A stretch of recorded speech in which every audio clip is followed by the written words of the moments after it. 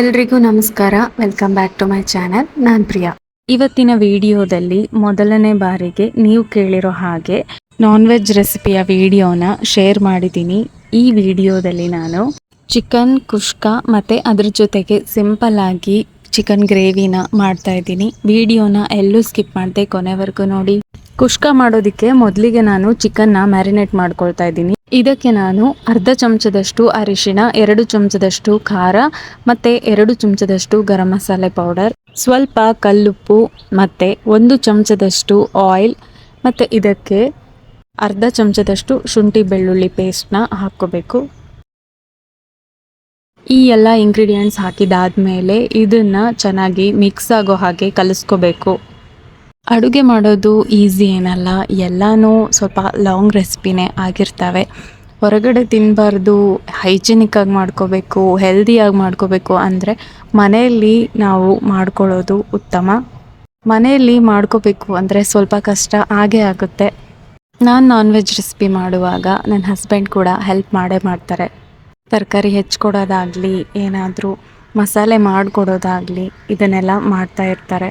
ಅಡುಗೆ ಒಬ್ಬರೇ ಮಾಡೋದಕ್ಕೆ ಬೋರ್, ಹಾಗಾಗಿ ಇಬ್ಬರು ಅಥವಾ ಎಲ್ಲರೂ ಜೊತೆಯಾಗಿ ಅಡುಗೆ ಮಾಡಿದ್ರೆ ಬೇಗನೂ ಆಗುತ್ತೆ, ಹಾಗೆ ನಮಗೆ ಬೋರ್ ಕೂಡ ಅನಿಸೋದಿಲ್ಲ. ನೀವೇನಂತ ಹೇಳ್ತೀರಾ ಕಮೆಂಟ್ ಮಾಡಿ ತಿಳಿಸಿ. ಈಗ ಇದೆಲ್ಲ ಮಿಕ್ಸ್ ಮಾಡ್ಕೊಂಡಿದ್ದಾದಮೇಲೆ ಇದಕ್ಕೆ ನಾನು ಮೊಸರನ್ನು 1 ಕಪ್ನಷ್ಟು ಹಾಕಿ ಕಲಿಸ್ತಾ ಇದ್ದೀನಿ. ಆದರೆ 1/4 ಲೀಟರ್ನಷ್ಟು ಮೊಸರನ್ನ ನಾನಿಲ್ಲಿ ತೊಗೊಂಡಿದ್ದೀನಿ. ಮೊಸರು ಹಾಕಿ ಕಲಿಸಿದ ಮೇಲೆ ಇದನ್ನು 2 ತಾಸಿನವರೆಗೂ ಒಂದು ಲಿಡ್ನ ಕ್ಲೋಸ್ ಮಾಡಿ ಹಾಗೆ ಬಿಡಬೇಕು. ಮೊಸರು ಹಾಕಿ ಮ್ಯಾರಿನೇಟ್ ಮಾಡೋದ್ರಿಂದ ನಾನ್ ವೆಜ್ ಸ್ಮೂತ್ ಕೂಡ ಇರುತ್ತೆ, ಹಾಗೆ ಬೇಗ ಬೇಯುತ್ತೆ ಮತ್ತು ರೆಸಿಪಿಲಿ ಒಂದೊಳ್ಳೆ ಟೇಸ್ಟ್ ಕೂಡ ಬರುತ್ತೆ. ಇದೆಲ್ಲ ಈಗ ಚೆನ್ನಾಗಿ ಕಲಿಸ್ಕೊಂಡಿದ್ದಾಯಿತು. ಇದನ್ನೀಗ ಒಂದು ಲಿಡ್ ಕ್ಲೋಸ್ ಮಾಡಿ ಪಕ್ಕದಲ್ಲಿ ಇಡ್ತಾ ಇದ್ದೀನಿ. ಇದನ್ನು ನಾನೀಗ 2 ಗಂಟೆವರೆಗೂ ಮ್ಯಾರಿನೇಟ್ ಮಾಡ್ತಾ ಇದ್ದೀನಿ. ನೆಕ್ಸ್ಟ್ ಈಗ ನಾನ್ ವೆಜ್ ಅಂದ ತಕ್ಷಣ ಮಸಾಲೆ ಬೇಕು. ಈಗ ನಾನು ಮಸಾಲೆಗೆ ಸ್ವಲ್ಪ ಕೊತ್ತಂಬರಿನ ತೊಗೊಂಡಿದ್ದೀನಿ. ಇದಕ್ಕೆ ಒಂದಷ್ಟು ಬೆಳ್ಳುಳ್ಳಿನ ಹಾಕ್ತಾ ಇದ್ದೀನಿ, ಹಾಗೆ ಸ್ವಲ್ಪ ಹಸಿ ಶುಂಠಿನ ಕೂಡ ಹಾಕ್ಕೊಟ್ಟಿದ್ದೀನಿ ಮತ್ತು ಇದಕ್ಕೆ ತುರಿದಿಟ್ಕೊಂಡಿರೋ ಕೊಬ್ಬರಿನ ಕೂಡ ಹಾಕ್ಕೊಳ್ತಾ ಇದ್ದೀನಿ. ಇದೆಲ್ಲ ಹಾಕಿದಾದ್ಮೇಲೆ ಮಸಾಲೆನ ನೈಸಾಗಿ ರುಬ್ಕೋಬೇಕು. ನೆಕ್ಸ್ಟ್ ಈಗ ಕುಷ್ಕಾ ಮಾಡೋದಕ್ಕೆ ಅಂತ ಒಂದಷ್ಟು ಈರುಳ್ಳಿನ ಕಟ್ ಮಾಡ್ಕೊಂಡಿದ್ದೀನಿ, ಹಾಗೆ ಮೆಂತ್ಯ ಸೊಪ್ಪನ್ನು ಕೂಡ ಕಟ್ ಮಾಡ್ಕೊಂಡಿದ್ದೀನಿ, ಒಂದಷ್ಟು ಟೊಮೆಟೊ ಮತ್ತು ಪುದೀನ ಕೂಡ ಕಟ್ ಮಾಡ್ಕೊಂಡು ಇಟ್ಕೊಂಡಿದ್ದೀನಿ. ಮೊದಲಿಗೆ ನಾನಿಲ್ಲಿ ಒಂದು ಪ್ಯಾನಲ್ಲಿ ಸ್ವಲ್ಪ ಈರುಳ್ಳಿನ ಹಾಕಿ ಒಂದಕ್ಕೊಂಚೂರು ಎಣ್ಣೆನ ಹಾಕಿ ಇದನ್ನು ಬ್ರೌನ್ ಕಲರ್ ಬರೋವರೆಗೂ ಇದನ್ನು ರೋಸ್ಟ್ ಮಾಡ್ಕೊಳ್ತಾ ಇದ್ದೀನಿ. ಈಗ ಇದಕ್ಕೆ ಸ್ವಲ್ಪ ಕಟ್ ಮಾಡ್ಕೊಂಡಿರೋ ಟೊಮೆಟೊನ ಕೂಡ ಹಾಕಿ ಇದನ್ನು ಫ್ರೈ ಮಾಡ್ಕೊಳ್ತಾ ಇದ್ದೀನಿ. ನೆಕ್ಸ್ಟ್ ಈಗ ಎಲ್ಲ ಸ್ಪೈಸಸ್ನು ಇದರಲ್ಲೇ ನಾನು ಹಾಕಿ ಇದನ್ನು ಸ್ವಲ್ಪ ರೋಸ್ಟ್ ಮಾಡಿ ರುಬ್ಕೊಳ್ತೀನಿ. ಕೆಲವರು ಸ್ಪೈಸಸ್ನ ಒಗ್ಗರಣೆಯಲ್ಲೇ ಹಾಕಬೇಕು ಅಂತಾರೆ, ಆದರೆ ಹಾಗೇನೂ ಇಲ್ಲ. ನಾವು ಈ ರೀತಿ ಮಸಾಲೆನ ರುಬ್ಕೋಬೇಕಾದ್ರೆ ಇದರಲ್ಲೇ ಸ್ಪೈಸಸ್ನ ಹಾಕಿ ರುಬ್ಕೋಬೋದು. ಆಗ ಆ ಸ್ಪೈಸಸ್ನ ಘಮ ಅಡುಗೆಯಲ್ಲೆಲ್ಲ ತುಂಬ ಚೆನ್ನಾಗಿ ಮಿಕ್ಸ್ ಆಗುತ್ತೆ. ನಾನಂತೂ ನಾನ್ ವೆಜ್ ಆಗಲಿ ಪಲಾವ್ ಆಗಲಿ ಮಾಡುವಾಗ ಯಾವಾಗಲೂ ಹೀಗೆ ಮಾಡ್ತೀನಿ. ಅಡುಗೆ ತುಂಬ ಚೆನ್ನಾಗಿ ಆಗುತ್ತೆ. ನೀವು ಕೂಡ ಬೇಕಾದರೆ ಒಮ್ಮೆ ಟ್ರೈ ಮಾಡಿ ನೋಡಿ.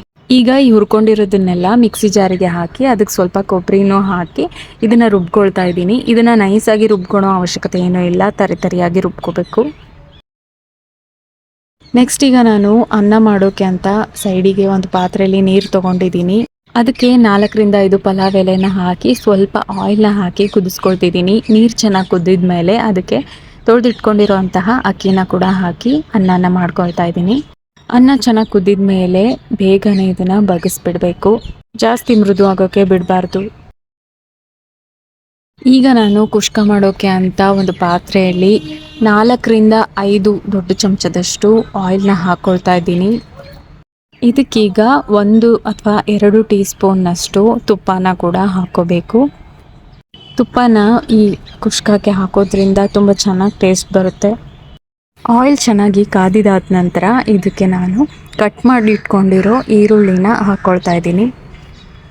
ಈರುಳ್ಳಿ ಗೋಲ್ಡನ್ ಬ್ರೌನ್ ಕಲರ್ ಬರೋವರೆಗೂ ಇದನ್ನು ಆಯಿಲಲ್ಲಿ ಹೈ ಫ್ಲೇಮ್ನಲ್ಲಿ ಇದನ್ನು ರೋಸ್ಟ್ ಮಾಡ್ಕೋಬೇಕು. ಈ ರೀತಿ ಈ ಈರುಳ್ಳಿನೆಲ್ಲ ರೋಸ್ಟ್ ಮಾಡಿಕೊಂಡು ಒಂದು ಪ್ಲೇಟಲ್ಲಿ ತೆಗೆದಿಟ್ಕೊಳ್ತಾ ಇದ್ದೀನಿ.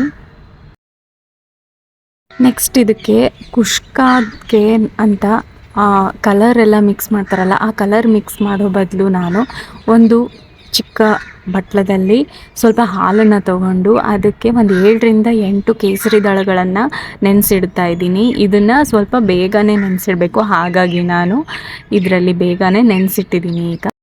ಈಗ ಮತ್ತೆ ಪಾತ್ರೆಯಲ್ಲಿ ಎಣ್ಣೆ ಕಾದಿದ ನಂತರ ಇದಕ್ಕೆ ಕಟ್ ಮಾಡ್ಕೊಂಡಿರೋ ಈರುಳ್ಳಿನ ಹಾಕಿ ಇದು ಗೋಲ್ಡನ್ ಬ್ರೌನ್ ಕಲರ್ ಬರೋವರೆಗೂ ಇದನ್ನು ರೋಸ್ಟ್ ಮಾಡ್ಕೊಳ್ತಾ ಇದ್ದೀನಿ.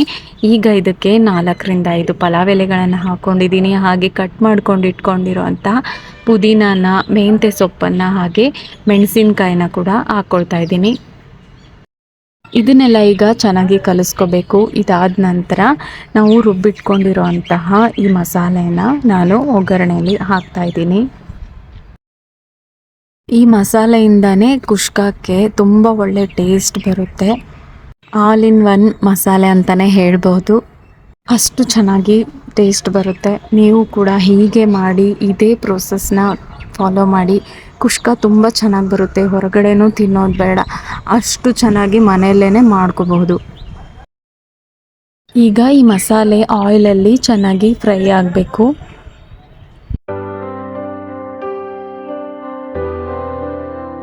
ನೆಕ್ಸ್ಟ್ ಈಗ ಇದಕ್ಕೆ 1/4 ಚಮಚದಷ್ಟು ಅರಿಶಿಣನ ಹಾಕ್ಕೊಳ್ತಾ ಇದ್ದೀನಿ.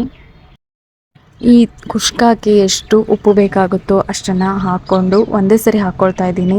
ಮತ್ತು ಇದಕ್ಕೆ ರುಬ್ಬಿಟ್ಕೊಂಡಿರೋ ಮಸಾಲೆನ ಕೂಡ ಹಾಕ್ಕೊಳ್ತಾ ಇದ್ದೀನಿ.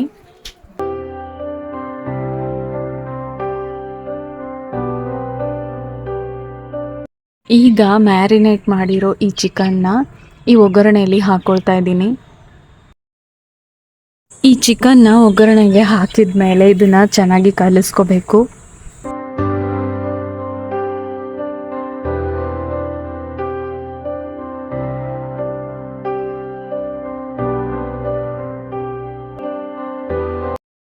ಈಗ ಇದಕ್ಕೆ ಸುಹಾನ ಬಟರ್ ಚಿಕನ್ ಮಸಾಲ ಅಂತ ಗ್ರೇವಿ ಮಸಾಲ ಸಿಗುತ್ತೆ. ಇದನ್ನು 4 ಸ್ಪೂನ್ನಷ್ಟು ಹಾಕಿದರೆ ಸಾಕು, ಟೇಸ್ಟ್ ತುಂಬ ಚೆನ್ನಾಗಿ ಬರುತ್ತೆ.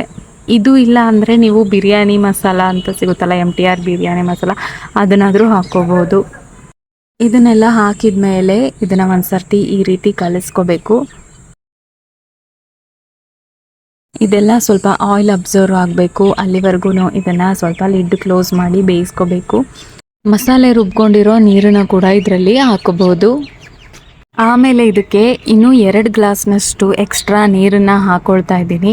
ಈ ನೀರನ್ನು ಹಾಕ್ಕೊಂಡಿದ್ದಾದಮೇಲೆ ಸ್ವಲ್ಪ ಇದನ್ನು ಕಲಿಸಿ ಇದನ್ನು ಲಿಡ್ ಕ್ಲೋಸ್ ಮಾಡಿ 10ರಿಂದ 15 ನಿಮಿಷದವರೆಗೂ ಈ ಚಿಕನ್ ಎಲ್ಲ ಚೆನ್ನಾಗಿ ಬೇಯೋವರೆಗೂ ಇದನ್ನು ಬೇಯಿಸ್ಕೋಬೇಕು.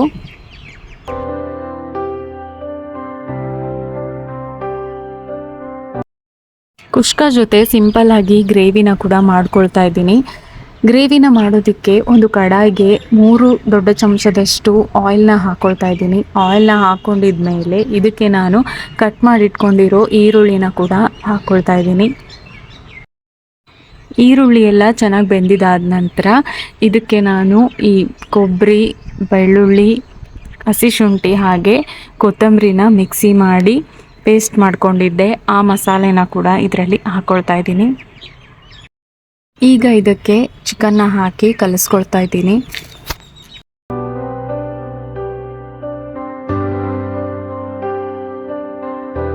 ಈಗ ಇದಕ್ಕೆ ಅರ್ಧ ಟೀ ಸ್ಪೂನ್ನಷ್ಟು ಅರಿಶಿಣ, 3ರಿಂದ 4 ಟೀ ಸ್ಪೂನ್ನಷ್ಟು ಅಚ್ಚ ಖಾರದ ಪುಡಿನ ಹಾಕ್ಕೊಳ್ತಾ ಇದ್ದೀನಿ. ಹಾಗೆ ರುಚಿಗೆ ತಕ್ಕಷ್ಟು ಉಪ್ಪನ್ನು ಕೂಡ ಆ್ಯಡ್ ಮಾಡ್ಕೊಳ್ತಾ ಇದ್ದೀನಿ. ನೆಕ್ಸ್ಟ್ ಇದಕ್ಕೆ ಗರಂ ಮಸಾಲೆ ಪೌಡರ್ನ 2ರಿಂದ 3 ಟೀ ಸ್ಪೂನ್ನಷ್ಟು ಹಾಕ್ಕೊಳ್ತಾ ಇದ್ದೀನಿ. ಈ ಎಲ್ಲ ಇಂಗ್ರೀಡಿಯೆಂಟ್ಸ್ನ ಹಾಕ್ಕೊಂಡಿದ ಮೇಲೆ ಇದನ್ನು ಚೆನ್ನಾಗಿ ಕಲಿಸ್ಕೋಬೇಕು. ಯಾವುದೇ ಅಡುಗೆ ಮಾಡೋದಂತೂ ತುಂಬ ಸಿಂಪಲ್ ಅಂತೂ ಅಲ್ಲ. ಯಾವುದೇ ಆಗಲಿ, ನಾನ್ ವೆಜ್ ಆಗಲಿ ಅಥವಾ ನಾವು ಸ್ವೀಟ್ ರೆಸಿಪಿನೇ ಆಗಲಿ, ಸಿಂಪಲ್ ಅಂತೂ ಆಗಿರೋದಿಲ್ಲ. ಸ್ವಲ್ಪ ಕಷ್ಟಪಡಲೇಬೇಕು. ಆರೋಗ್ಯವಾಗಿರೋ ಹಾಗೆ ಹೈಜಿನಿಕ್ ಆಗಿ ಮಾಡಿರೋ ಅಡುಗೆಯನ್ನು ಮಾಡಬೇಕು, ತಿನ್ನಬೇಕು ಅಂದರೆ ನಾವು ಮನೆಯಲ್ಲೇ ಮಾಡ್ಕೋಬೇಕು. ಆಗ ಮಾತ್ರ ನಮಗೆ ಒಳ್ಳೆಯ ಆರೋಗ್ಯ ಸಿಗುತ್ತೆ. ಔಟ್ಸೈಡ್ ಫುಡ್ನ ತಿನ್ನಬೇಡಿ ಅಂತ ಹೇಳ್ತಾ ಇಲ್ಲ, ಆದಷ್ಟು ಕಡಿಮೆ ತಿನ್ನಿ. ಮನೆಯಲ್ಲಿ ಈ ರೀತಿ ರುಚಿ ರುಚಿಯಾಗಿ ಅಡುಗೆ ಮಾಡ್ಕೋಬೋದು. ಈಗ ಇದಕ್ಕೆ ಒಂದು ಲಿಡ್ನ ಕ್ಲೋಸ್ ಮಾಡಿ ಬೇಯೋಕ್ಕೆ ಬಿಡ್ತಾ ಇದ್ದೀನಿ. ಈಗ ನಮ್ಮ ಕುಷ್ಕ ರೆಡಿಯಾಗಿದೆ. ಒಂದ್ಸಲಿ ಬೆಂದಿದೇನೋ ಇಲ್ವೋ ಅಂತ ಚೆಕ್ ಮಾಡ್ಕೋಬೇಕು. ಈಗ ಕುಷ್ಕಾಗೆ ಬೇಕಿರೋ ಗ್ರೇವಿ ರೆಡಿಯಾಗಿದೆ. ಈಗ ನಾನು ಸ್ಟವ್ನ ಟರ್ನ್ ಆಫ್ ಮಾಡ್ಕೊಳ್ತಾ ಇದ್ದೀನಿ.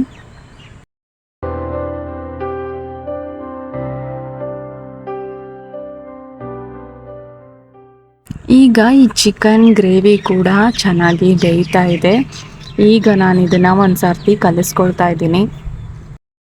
ಇದನ್ನು ಕಲಿಸ್ಕೊಂಡಿದ್ದಾದಮೇಲೆ ಇದಕ್ಕೆ ನಾನೀಗ ಕಟ್ ಮಾಡಿ ಇಟ್ಕೊಂಡಿರೋ ಕೊತ್ತಂಬರಿ ಮತ್ತು ಸ್ವಲ್ಪ ಮೆಂತ್ಯ ಪಲ್ಯ ಸೊಪ್ಪನ್ನು ಕೂಡ ಹಾಕ್ಕೊಳ್ತಾ ಇದ್ದೀನಿ.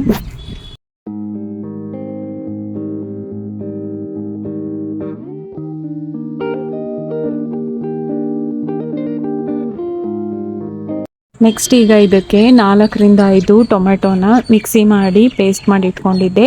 ಈ ಟೊಮೆಟೊ ಕ್ಯೂರಿನ ಈ ಚಿಕನಲ್ಲಿ ಹಾಕ್ಕೊಂಡು ಕಲಿಸ್ಕೊಳ್ತಾ ಇದ್ದೀನಿ.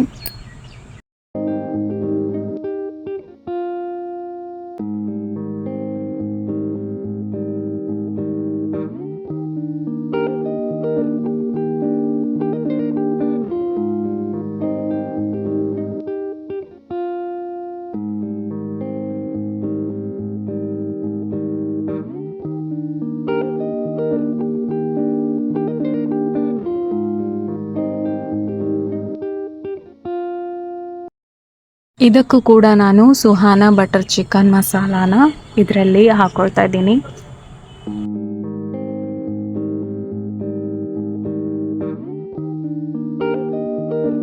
ಈ ಎಲ್ಲ ಇಂಗ್ರೀಡಿಯೆಂಟ್ಸ್ನ ಹಾಕೊಂಡಿದ್ದಾದಮೇಲೆ ಒಂದು ಸರ್ತಿ ಇದನ್ನು ಈ ರೀತಿ ಕಲಿಸ್ಕೊಂಡು ಇದನ್ನು 15-20 ನಿಮಿಷದವರೆಗೂ ಮೀಡಿಯಮ್ ಫ್ಲೇಮಲ್ಲಿ ಬೇಯಿಸ್ಕೊಳ್ತಾ ಇದ್ದೀನಿ. ಇದಕ್ಕೆ ನಾನು ಸ್ವಲ್ಪನೂ ನೀರು ಹಾಕ್ಕೊಳ್ತಾ ಇಲ್ಲ. ಇದು ಆಯಿಲಲ್ಲೇ ಹಾಗೆ ತುಂಬ ಚೆನ್ನಾಗಿ ಬೇಯುತ್ತೆ.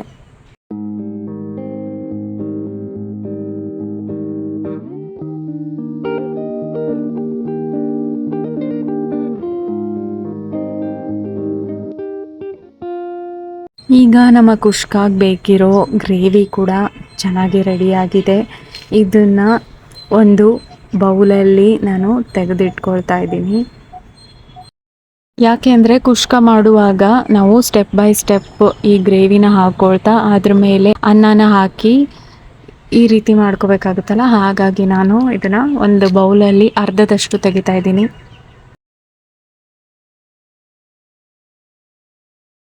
ಈಗ ಮೊದಲಿಗೆ ಒಂದು ಲೇಯರ್ನಷ್ಟು ಅನ್ನನ ಹಾಕೋಬೇಕು. ನೆಕ್ಸ್ಟ್ ಈಗ ಇದ್ರ ಮೇಲೆ ಇನ್ನೊಂದು ಲೇಯರ್ನಷ್ಟು ಈ ಕುಷ್ಕ ಗ್ರೇವಿನ ಹಾಕ್ಕೊಳ್ತಾ ಇದ್ದೀನಿ. ಎಲ್ಲ ಕಡೆನೂ ಸ್ಪ್ರೆಡ್ ಆಗೋ ರೀತಿಲಿ ನೀಟಾಗಿ ಹಾಕೋಬೇಕು.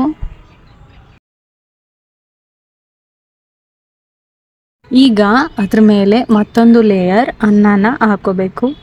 ಇದು 3ನೇ ಲೇಯರ್. ಹೀಗೆ ಸ್ಟೆಪ್ ಬೈ ಸ್ಟೆಪ್ ಒಂದು ಲೇಯರ್ ಅನ್ನ, ಇನ್ನೊಂದು ಲೇಯರ್ ಗ್ರೇವಿನ ಹಾಕ್ಕೊಳ್ತಾ ಬರಬೇಕು. ಹೀಗೆ 3-4 ಲೇಯರ್ ಆಗುತ್ತೆ, ಅಲ್ಲಿವರೆಗೂ ಇದನ್ನು ಹೀಗೆ ಹಾಕ್ಕೋಬೇಕು. ನೆಕ್ಸ್ಟ್ ಈಗ ಇದಕ್ಕೆ ಮತ್ತೆ ನಾನು ಈ ಕುಷ್ಕ ಗ್ರೇವಿನ ಅನ್ನದ ಮೇಲೆ ಈ ರೀತಿ ಸ್ಪ್ರೆಡ್ ಮಾಡ್ಕೊಳ್ತಾ ಇದ್ದೀನಿ.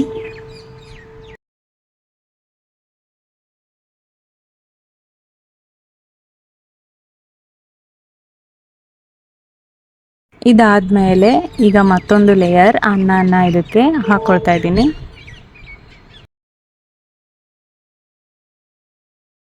ಈಗ ಈ ಕುಷ್ಕ ಗ್ರೇವಿನ ಈ ರೀತಿ ಲೇಯರ್ ಬೈ ಲೇಯರ್ ಹಾಕ್ಕೊಂಡಿದ್ದಾದ ನಂತರ ಕೊನೆಯದಾಗಿ ಹಾಲಲ್ಲಿ ಕೇಸರಿನ ಹಾಕಿ ನೆನೆಸಿಟ್ಟಿದ್ನಲ್ಲ, ಈಗ ಅದನ್ನು ಈ ಅನ್ನದ ಮೇಲೆ ಹಾಕ್ಕೊಳ್ತಾ ಇದ್ದೀನಿ.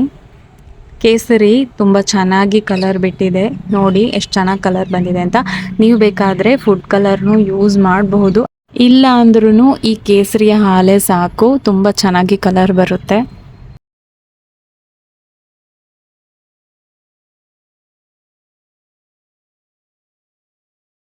ಈಗ ಇದ್ರ ಮೇಲೆ ರೋಸ್ಟ್ ಮಾಡಿ ಇಟ್ಕೊಂಡಿರೋ ಈ ಈರುಳ್ಳಿನ ಇದ್ರ ಮೇಲೆಲ್ಲ ಈ ರೀತಿ ಸ್ಪ್ರೆಡ್ ಮಾಡ್ಕೊಳ್ತಾ ಇದ್ದೀನಿ. ಈಗ ಈ ಕುಷ್ಕಾದ ಮೇಲೆ ಒಂದು ಬಟ್ಲದಲ್ಲಿ ಈ 2 ಕೆಂಡಗಳನ್ನು ಈ ರೀತಿ ಇಟ್ಕೊಂಡು ಅದ್ರ ಮೇಲೆ ಸ್ವಲ್ಪ ತುಪ್ಪನ ಹಾಕಿ ಒಂದು ಲಿಡ್ ಕ್ಲೋಸ್ ಮಾಡಿ ಇದನ್ನು 10-20 ನಿಮಿಷದವರೆಗೂ ಇದನ್ನು ಲೋ ಫ್ಲೇಮ್ನಲ್ಲಿ ಸ್ವಲ್ಪ ಹೊತ್ತು ಬೇಯಿಸಿದ್ರೆ ಸಾಕು. ಹೊರಗಡೆ ಸಿಗೋ ಥರಾನೇ ತುಂಬ ಟೇಸ್ಟಿಯಾಗಿರೋ ಕುಷ್ಕ ರೆಡಿಯಾಗಿರುತ್ತೆ. ನೀವಿದನ್ನು ಇದೇ ರೀತಿ ಪ್ರೋಸೆಸ್ನ ಟ್ರೈ ಮಾಡಿ ನೋಡಿ ಹೇಗಿದೆ ಟೇಸ್ಟ್ ಅಂತ ಕಮೆಂಟ್ ಮಾಡಿ ತಿಳಿಸಿ. ಬಿಸಿ ಬಿಸಿಯಾಗಿರೋ ಚಿಕನ್ ಕುಷ್ಕ ಮತ್ತು ಚಿಕನ್ ಗ್ರೇವಿ ರೆಡಿಯಾಗಿದೆ. ತುಂಬಾ ಚೆನ್ನಾಗಾಗಿತ್ತು ಇದರ ಟೇಸ್ಟ್. ನಮ್ಮ ಮನೇಲಂತೂ ಎಲ್ಲರೂ ತುಂಬಾ ಇಷ್ಟಪಟ್ಟರು. ನೀವು ಇದನ್ನು ಒಮ್ಮೆ ಟ್ರೈ ಮಾಡಿ ನೋಡಿ. ವಿಡಿಯೋ ನಿಮಗೆ ಇಷ್ಟ ಆಗಿದ್ದರೆ ಪ್ಲೀಸ್ ಒಂದು ಲೈಕ್ ಮಾಡಿ. ಹಾಗೆ ಇದೇ ರೀತಿ ಕುಷ್ಕಾನ ನೀವು ಕೂಡ ಟ್ರೈ ಮಾಡಿ ನೋಡಿ ಟೇಸ್ಟ್ ಹೇಗಿದೆ ಅಂತ ಕಮೆಂಟ್ ಮಾಡಿ ತಿಳಿಸಿ.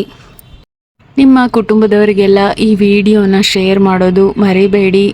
ಇಂತಹದ್ದೇ ಇನ್ನಷ್ಟು ಇಂಟ್ರೆಸ್ಟಿಂಗ್ ವಿಡಿಯೋಗಳಿಗೋಸ್ಕರ ಚಾನಲ್ನ ಸಬ್ಸ್ಕ್ರೈಬ್ ಮಾಡ್ಕೊಳ್ಳಿ.